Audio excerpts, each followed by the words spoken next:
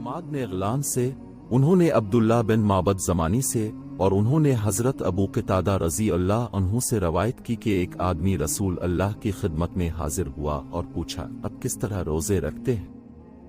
इसकी बात से रसूल अल्लाह गुस्से में आ गए।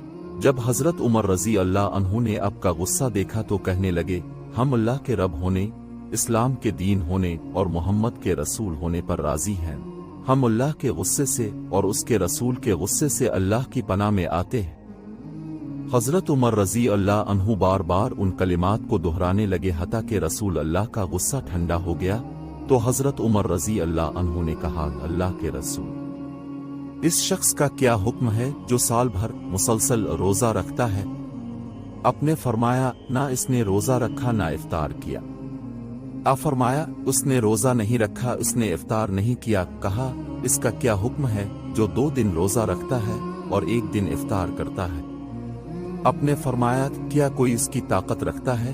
पूछा, इसका क्या हुक्म है जो 1 दिन रोज़ा रखता है और 1 दिन इफ्तार करता है? आपने फरमाया, ये दीविद अलैहि अस्सलाम का रोज़ा है। पूछा, इस आदमी का क्या हुक्म है जो 1 दिन रोज़ा रखे और 2 दिन इफ्तार करे?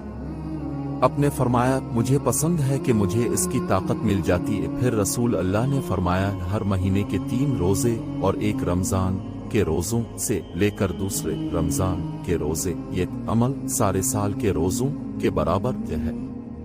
और अरफा के दिन का रोज़ा, मैं अल्लाह से उम्मीद रखता हूँ कि पिछले साल के गुनाहों का कफ़ारा बन जाएगा और अगले साल के गुनाहों का भी। और यौम आशूरा का रोज़ा, मैं अल्लाह से उम्मीद रखता हूँ कि पिछले साल के गुनाहों का कफ़ारा बन जाएगा। मज़लिम 2746। किताब रोज़े के अहकाम व मसाइल। स्टेटस सही।